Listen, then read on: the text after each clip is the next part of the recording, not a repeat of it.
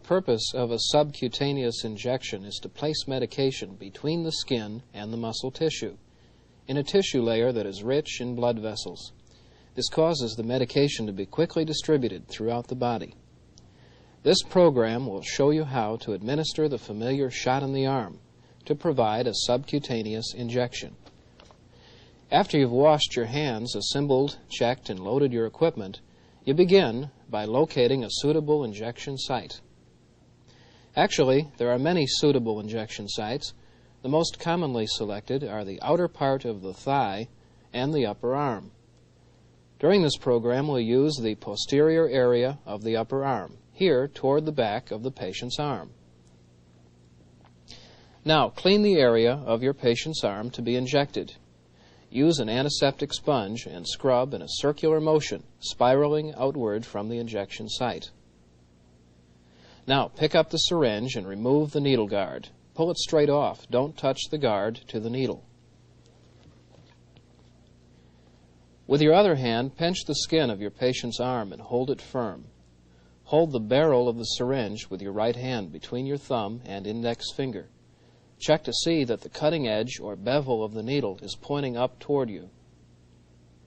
Now move the needle up toward the cushion of skin you're pinching between your fingers. Hold the needle at about a 45-degree angle upwards. Straight in is 90 degrees. 45 degrees is halfway. Insert the needle at this 45-degree angle into the skin. Insert it with a firm, quick forward thrust. When the needle has penetrated the skin, you can release your pinch and move your free hand to the plunger of the syringe. Now comes a very important precaution. As we explained, the purpose of this type of injection is to introduce medication to the blood-rich tissue under the protective skin. But you never want to inject medication directly into a blood vessel. The effective medication might injure the blood vessel. It could even cause shock. Therefore, you need to check yourself. Draw the plunger back a bit, or aspirate. If you have hit a blood vessel, some blood will appear in the syringe. If blood appears in the syringe, withdraw the needle and start again. If no blood appears in the syringe when you aspirate, press the plunger into the barrel slowly and steadily until all the medication is injected.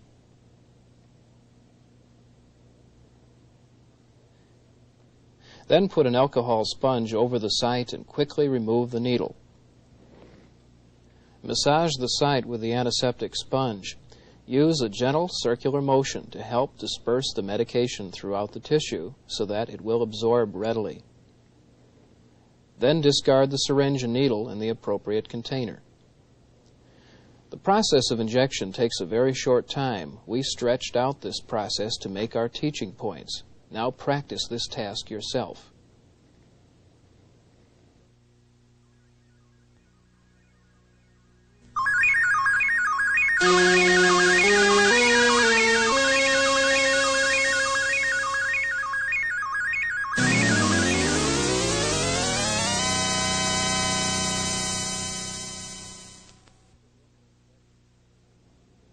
Intradermal injections are commonly used for various skin tests for sensitivity to disease or allergies. This lesson will show you how to administer an intradermal injection. The purpose of an intradermal injection is to introduce very small quantities of a solution between the layers of the skin. Intradermal means within the layers of the skin. Since very small quantities of solution are administered, you use a much smaller syringe than you would use for other kinds of injections. And you would use a smaller needle too. Here you can see the difference between the kind of syringe which might be used for an intramuscular injection and the smaller needle and syringe for intradermal injections.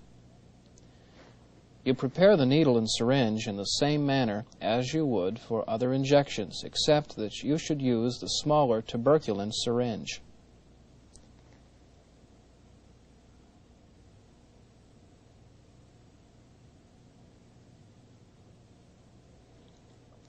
When your syringe is prepared, apply these principles to administer the intradermal injection.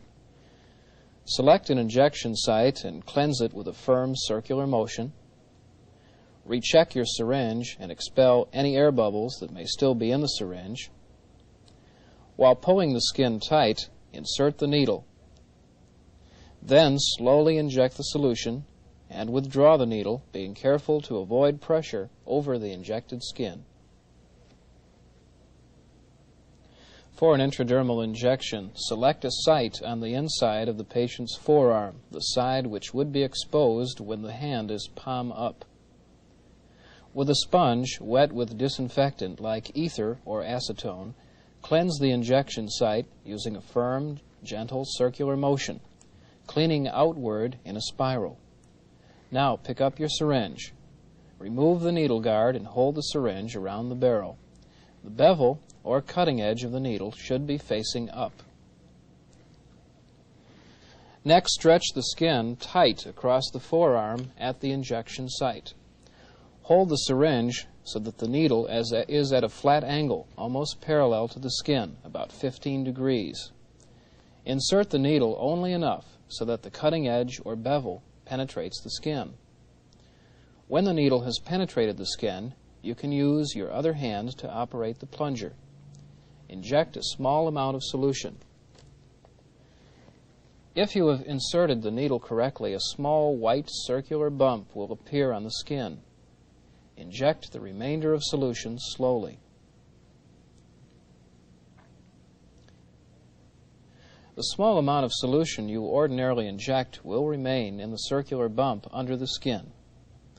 Withdraw the needle and blot the site with a dry, sterile sponge. Don't massage the circular bump, and caution your patient not to rub or scratch it. You don't want to disperse any of the solution into the underlying tissues.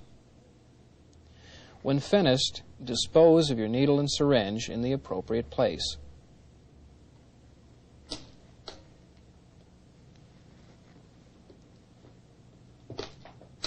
Now practice the whole task.